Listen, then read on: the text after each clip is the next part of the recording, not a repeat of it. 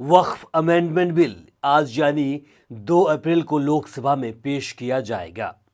BJP समर्थित NDA ने दावा किया है कि इस बिल को आसानी से वे लोकसभा में पास करा लेंगे। इसके साथ ही अगले दिन यानी कि 3 अप्रैल को राज्यसभा से भी वे आसानी से पास करा लेंगे।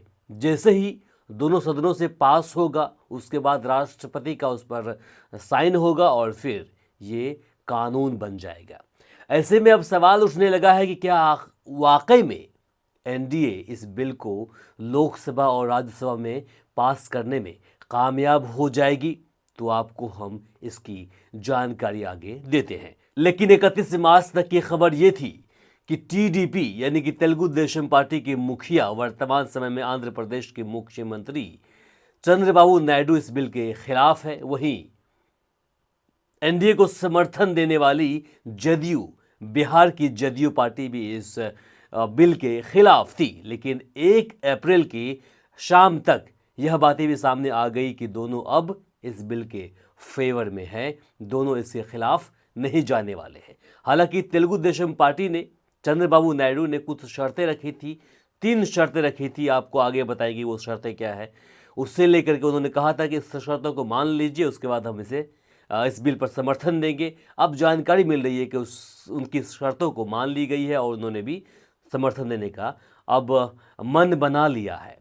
वहीं अगर जदयू की बात की जाए तो मुख्यमंत्री नीतीश कुमार ने साफ तौर पर कह दिया था कि हम इस बिल के समर्थन में उस वक्त आएंगे जब तक कि हमारी कुछ शर्तों को सरकार नहीं मानेगी। इसके साथ ही जयंत सिंह चौधरी की पार्टी आरएलडी ने भी इस बिल पर समर्थन करने का ऐलान कर दिया है और चिराग पासवान ने भी इस बिल पर समर्थन करने का मन बना लिया है। हालांकि ये खबर अभी मीडिया में चल रही है कि सभी ने, जितने भी एनडीए की घटक दल थी, सभी ने मन बना लिया है कि इस बार इस बिल को लेकर वे समर्थन करेंगे।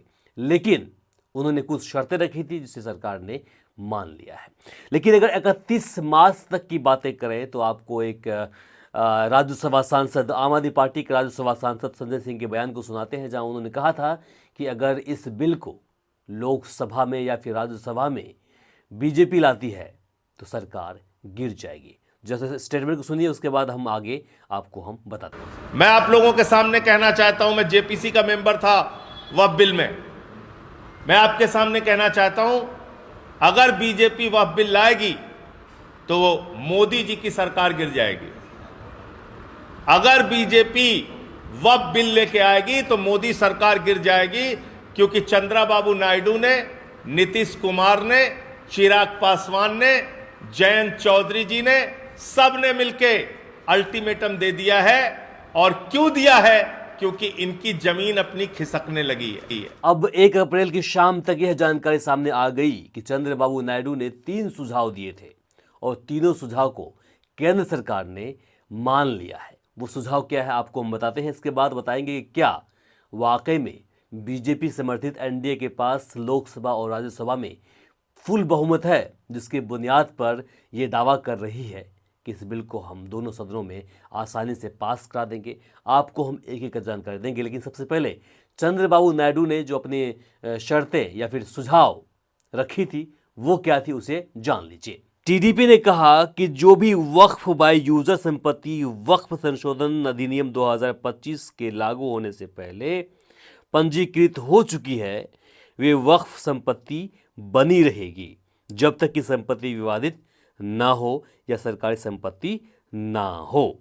जानकारी मिल रही है कि इसे भी एक्सेप्ट कर लिया गया है। इसके बाद टीडीपी ने यह भी प्रस्ताव दिया था कि वक्फ मामले में कलेक्टर को अंतिम प्राधिकारी न मानते हुए राज्य सरकार एक अधिसूचना जारी कर कलेक्टर के ऊंचे पद के अधिकारी को नामित कर सकती है, जो कानून के अनुसार जांच करेगा।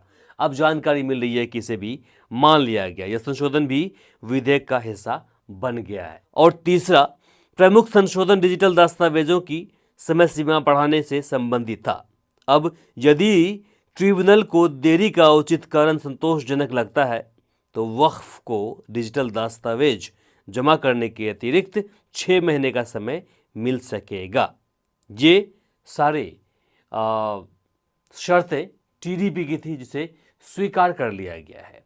अब आपको हम बताते हैं कि अगर इस बिल को लोकसभा में रखा गया तो बहुमत के लिए कितने सांसदों की इनको सपोर्ट की जरूरत है, आपको हम बताते हैं। अगर इस बिल को लोकसभा में रखा गया तो लोकसभा में वर्तमान समय में 543 सांसद हैं, जहां बहुमत के लिए 272 सांसदों की जरूरत है।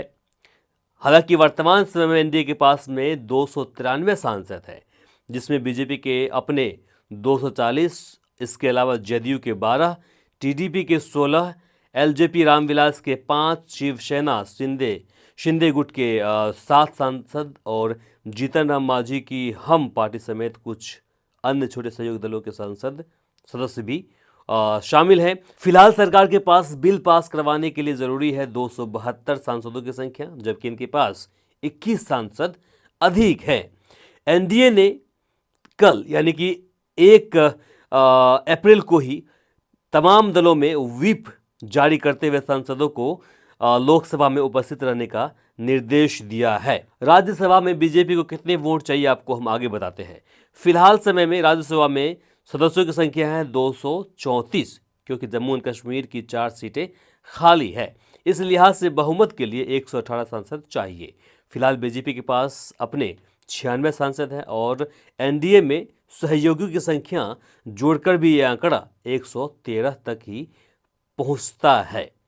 इन 113 में से जदयू के 4, टीडीपी के 2 और अन्य छोटे दलों के सांसद शामिल हैं। इसके अलावा 6 मनोनीत सदस्य भी हैं जो आमतौर पर सरकार के पक्ष में ही वोट करते हैं। ऐसे में एनडीए की संख्या बहुमत के आंकड़े 118 को पार कर जाती है। तो लोकसभा में इस बिल को पास करवाने के लिए एनडीए को चाहिए 272 सांसदों की समर्थन, जहां वर्तमान समय में इनके घटक दल के सांसदों की संख्या को जोड़ लिया जाए तो होता है 293। यानी कि अगर विपक्ष चाह ले कि इस बिल का हम विरोध करें तो उससे कुछ भी नहीं हो पाएगा, चूंकि विपक्ष के पास में सांसदों की संख्या बहुत कम है और आसानी से बीजेपी इसे लोकसभा में पास करवा सकती है अगर उनके घटक दल ने इनका विरोध नहीं किया तो। उसके बाद अगले दिन जैसे ही इस बिल को राज्यसभा में रखा जाएगा, वहां भी इनको चाहिए कम से कम 118 सदस्यों की संख्या जो इनको समर्थन में आए। हालांकि इनके पास इतने सदस्यों की संख्या अवेलेबल है, मौजूद है, तो इससे वहाँ भी दिक्कतें नहीं होनी चाहिए। तो कुल मिलाकर यह है कि अगर बीजेपी ने चाह लिया कि इस बिल को हम पास करवाएं तो इससे पास करवाने में कोई तकलीफें, दिक्कतें नहीं होनी चाहिए, क्योंकि इनके पास उतने सदस्यों की संख्या लोअर और अपर दोनों संसद में मौजूद हैं। अब हम बात करते हैं इसके बाद जब उस बिल को पास करने के बाद राष्ट्रपति के पास साइन के लिए जाएंगे ताकि वो कानून बन जाए, तो उनके पास भी कोई दिक्कतें नहीं है, क्योंकि वर्तमान समय में देश के राष्ट्रपति महामहिम अभी एनडीए के समर्थित हैं, तो वहाँ भी इन्हें दिक्कतें नहीं होनी चाहिए। तो कुल मिलाकर अगर इस बिल को बीजेपी ने सोच लिया कि हम पास करवाएं तो आसानी से वो बिल पास हो सकती है। देखिए आज 12:30 बजे जब इस बिल को लोकसभा में लाया जाएगा, गृह मंत्री ने कहा है कि इस बिल को हम लाएंगे, प्रधानमंत्री ने कहा कि इस बिल को हम पास करवाएंगे, तो आसानी से भी पास करवा सकते हैं। बाकी नई अपडेट के साथ आपके लिए हम फिर से हाजिर होंगे, तब तक के लिए आप हमें दीजिए इजाज़त। हमारे चैनल पर नए हैं तो सब्सक्राइब कर लीजिए। फेसबुक पेज पर हमें देख रहे हैं तो पेज को फॉलो करना बिल्कुल ना भूलें। नमस्कार, शब बखैर।